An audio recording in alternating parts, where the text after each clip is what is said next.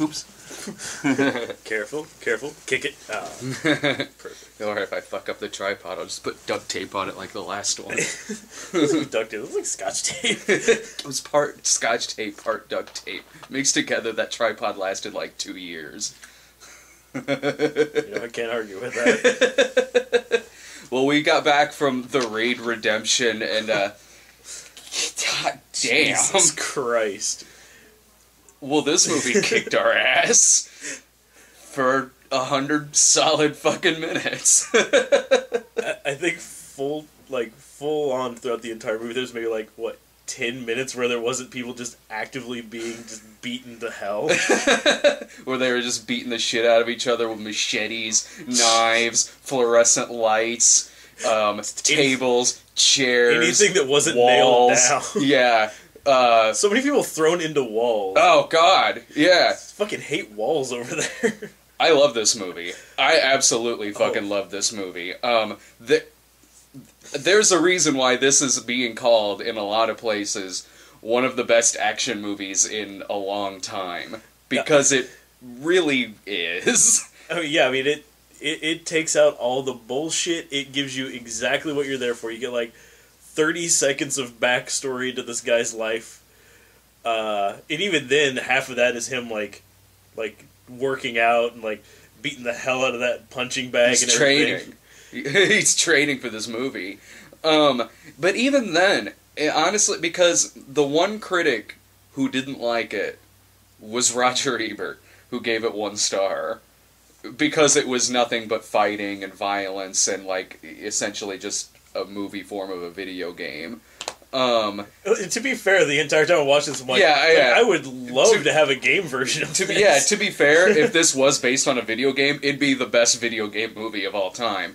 But at the same time, though, he didn't like it because of a lack of character in it. But honestly, I disagree with that. Because, yeah, there is a lot of action, there is a lot of violence in this. This is honestly probably one of the best martial arts movies I've seen in decades. Oh, fucking yeah. But you still get a feel for the characters in this movie. You still get what they're about. You still get a sense of evil from the villain. You know what this guy's deal is. You know what this guy is about. And the same can be said for the hero of the movie.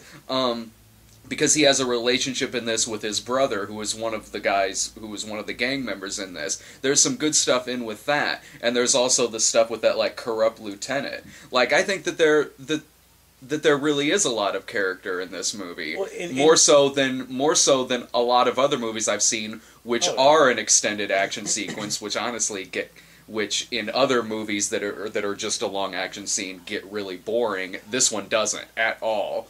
Does not get boring. Yeah, it's really I think a testament to the writing ability anyway. Just the fact that there is so little time actually spent with character development. I mean, yeah. This movie is just a huge action sequence. Yeah, but even through that, like you're saying, you can tell the bad guy is evil. You can tell the one guy is corrupt. All that comes through, but it's never like they're caricatures of anything. It's not it's not like the bad guy's just sitting there like wringing his hands. Not at all. I mean, you get a feel for the guy. Yeah. The limited dialogue that a lot of characters seem to have. I mean, it just conveys a lot of stuff. Yeah, the one guy, the one henchman who doesn't use a gun and wants to just fight with his bare hands, and he has 2 lines of dialogue in the whole fucking movie. Yeah, and he talks about that, how much he loves just fighting with his hands and shit like that. You get that fucking character because of that. Yeah, you get what this fucking guy is about, other than he's just a bad guy. That dude was a fucking animal too. Holy shit. Dear God, this movie, we're sitting, and the movie is full of surprises. You leaned over to me at one point and said, I love the surprises in this. And there really are, in character, when you realize, what's going on with certain characters that you didn't know at the beginning of the movie. And also, a lot of the kills. It's oh man, guy goes over the railing. Oh, he's gonna fall down this huge open shaft. Nope, he found the other side. Snap, fly. Yeah. Oh, yeah. there are so many of the deaths in this. Like we're just sitting there like, oh, yeah. Oh, I can't remember the last time I was cringing that much in a theater about how painful the death scenes are. How fucking... Holy shit. There's a part where a guy is fighting and he has a piece of a fluorescent light sticking out of his neck. There's people getting hit That's only like halfway through the fight. It stays there. Oh yeah, it stays there. More and more blood everywhere. Jesus Christ. And like people getting like their faces crushed by walls. And getting shot point blank in the face like 5 times. Yeah. And shit like that. And like... Well, fuck, almost like one of the first things you see in the movie is like 4 dudes getting shot point fucking blank. Camera right there as their face just explodes onto it. Yeah, yeah. Holy shit. And one of the most, you know, it says a lot that I mean, this has been said about a lot of different things too, that sometimes the most painful things in movies is stuff that, like, you can kind of picture in your head, like, just how painful that is. So one of the moments for me that I kind of retched at the most was the part with the guy had the machete sticking through, like, just this part of his face. Like, he's hiding in a wall, and the one of the bad guys is sticking a machete through it, and and then he leaves the machete there, but it's sticking through the wall, and, like, cutting through just, like, this part of his face, and it stays there, and, like, it's like, oh, God! And then you're picturing, like, it's gonna get pulled out, like, really slow and be really painful. But the thing is the violence in this movie, the high amount of violence and the kills and everything isn't simply what makes this movie good. It's all about how it does it. And this movie does it in a way that in acting, fighting, choreography, storytelling, everything, it does it in a way that, again, like I said earlier, I can see why this is being called one of the best action movies in a long time. And also, like, with music and everything, the music in this just, like, kept it fucking moving. Like, it just got you there. Like, yeah, it's a pumping, like, late 70s, early 80s, like, John Carpenter-esque score, like, from time to time. This, like, kind of synthetic pumping, just heavy, Warriors heavy bass line just kept driving it. Uh-huh. And so, like, yeah, I can, like, I'm watching this thing, and I'm like, this movie is really, like, it deserves a spot, you know, in time. I think this is going to be up there with movies like The Warriors, with movies like Die Hard, things like that. Fuck, even just, like, you know, the 30 minutes of Bruce Lee in the tower. Yeah. You know? Yeah, it was basically, kind of a lot of different things, like, like, you know, the tower, you've got, you know, like, it really did kind of strike me as kind of like a Warriors type thing, except all the other gangs are just one gang. Just one gang, and instead of New York City, it's a building. It's just like each floor is something like, oh shit, the next floor is like all those dudes with machetes. Yeah. Oh god, machetes, fucking AK-47s and shit like that. And it was funny because the movie is playing at the indie theater here in town. I think when was the last time we were even there? I think it was, which is Daybreakers or something. Like, it might have been Daybreakers. It's the theater in town that a lot of the indie movies go to. So I walk into the theater, and in the back corner is this old couple, like, one dude, they had to have been like 70 or something like that. One dude's like in a wheelchair. That dude looked as old as like my grandparents. Yeah, so I'm walking in, and as I got there before you did, you walked in during the trailers, and I, like, if we had walked in together, I would have sat down like, you want to take bets to see if they're going to be there when this movie's over? They were. Yeah. They were there. Like they were us, there at like, the end. Like a couple other groups of people, and then these octogenarians just sitting in the back, like, oh, that was good, and like wheeling out. You're right. What the hell? God, I'm trying to imagine, like, my grandma sitting through that. I think the last movie my grandma saw in the theater was The Godfather. No, wait, I was wrong. I'm wrong. She went to go see Space Cowboys. Yeah, Eastwood, James Garner. Yeah, that James Garner, he's dreamy. Yeah, good cast in that one. So since we saw it at the indie theater, we got trailers in front of this thing for movies that aren't aren't towards the same audience as The Raid.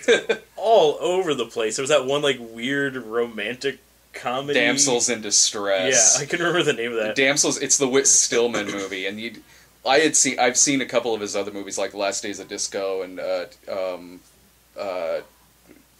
like Metropolis now. I can't remember the name, but like fuck yeah, another one you're talking about. I remember the name up there. Yeah, I can't remember it. But before his name even popped up, I knew it was his movie because he's cast actors in this who look exactly like actors he used in the 90s. Like, did they turn you down?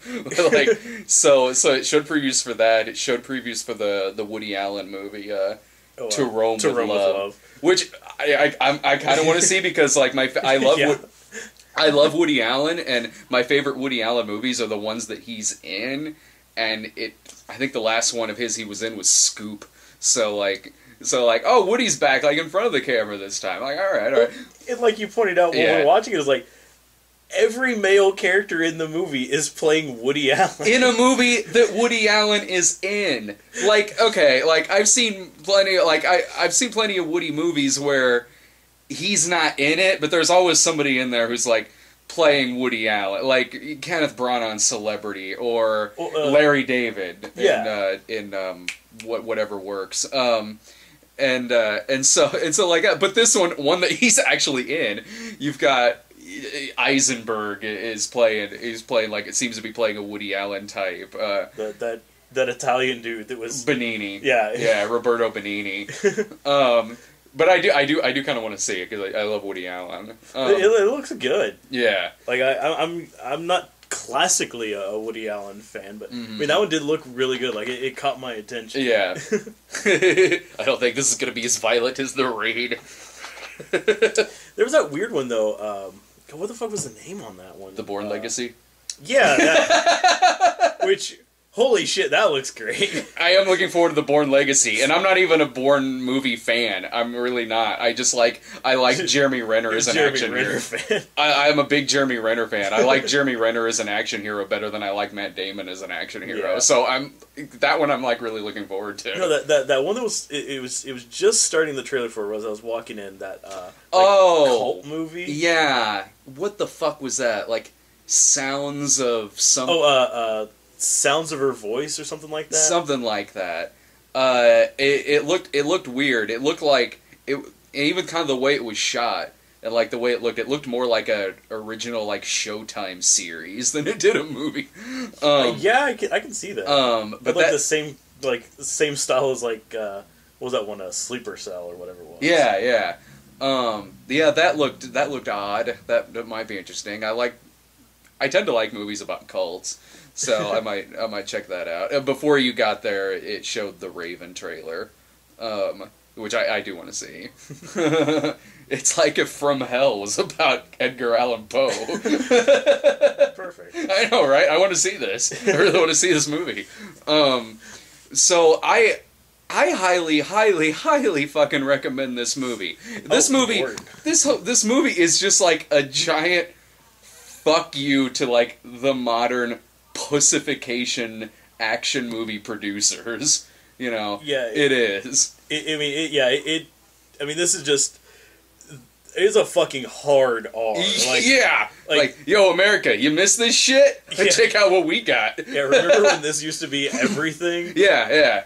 But yeah, well, hell, what was it like? The Expendables 2, they had to like, okay, fine, guys, we'll make it an R. And even then, I am sorry, there is no way Expendables 2, it'll have so many fucking known actors, whatever. There is no way that the fight scenes, anything in that will measure up to this. I mean, this is a fucking like the new high water mark. God, after The Raid, do we even have to go see anything this summer? Fuck, I'm set on this. I'm still all about sending Jake to the kids' movies, but we can sit out. I think we earned it. Yeah. We've had... Fuck, yeah, we got to go see The Raid. We're fucking done for the year. Fine. The movie of the year. I'm just gonna bootleg this on my phone and just whatever movie we go to see, I'm just gonna be sitting here watching The Raid. Yeah, exactly. Right. Be in dark shadows oh shit! Oh my god! Oh, that was another thing too. The lobby for the theater is fucking filled. Standees were everywhere. Oh, I know. I noticed the girl, the ticket thing whenever she came up to ring Yeah. up. Her name tag said, like, my favorite movie is Dark Shadows. I'm like, don't you fucking lie. Oh, she got an early screening? Fairly so. It's totally my favorite movie. It's got Johnny Depp in it. Already means it's my favorite movie. Did you see that standee I was telling you about? Like the one with the chair, where you can sit in the chair. Yeah. You can sit in, like, they have a chair set out, and they have the characters from Dark Shadows, the cardboard cutouts standing behind them. Like, I want to go there sometimes dressed as the Snob and sit in that thing. Check out who I got for the Snob movie, right? Johnny Depp, Helena Bonham Carter. They were a package deal. They both came together. Well, yeah, they usually ship together. I got Jackie Earle in this thing. So if you have, I mean, I take it since this is now in Springfield.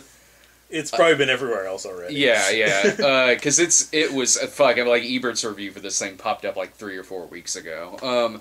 Like, I take it now it's probably not that hard to come across in theaters. If you've got this thing showing near you, you know, if you want to go see like a hard kicking fucking brutal ass, well done, well fucking done, suspense-driven action movie. Oh yeah, you know.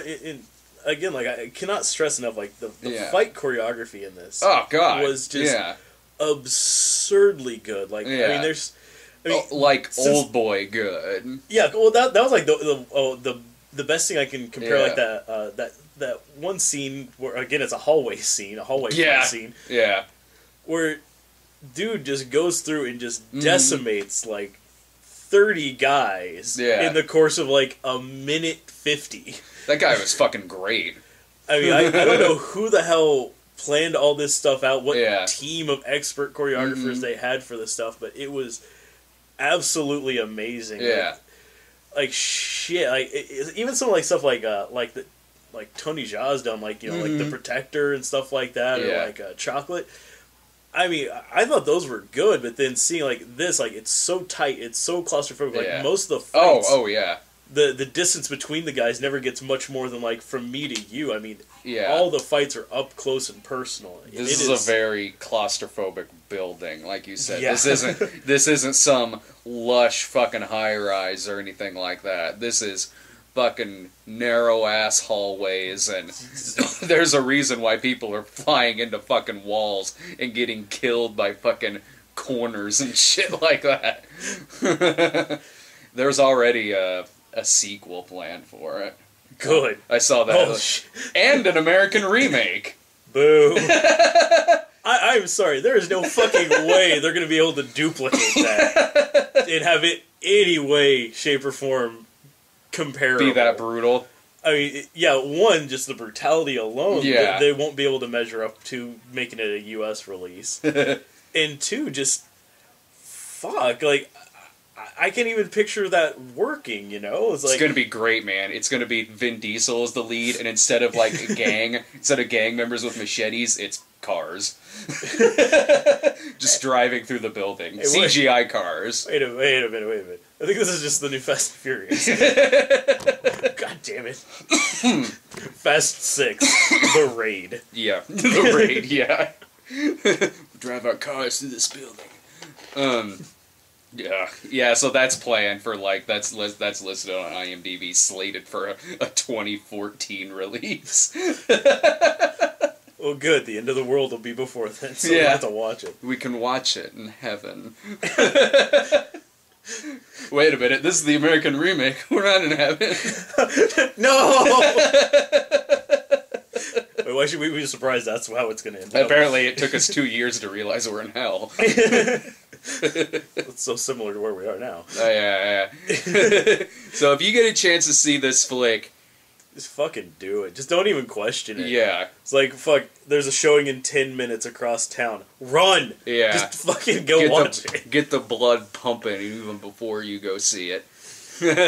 You'll die of a heart attack halfway through, and you'll die a happy man. Fuck yes. Alright, so that's all for us. So, we'll see you later.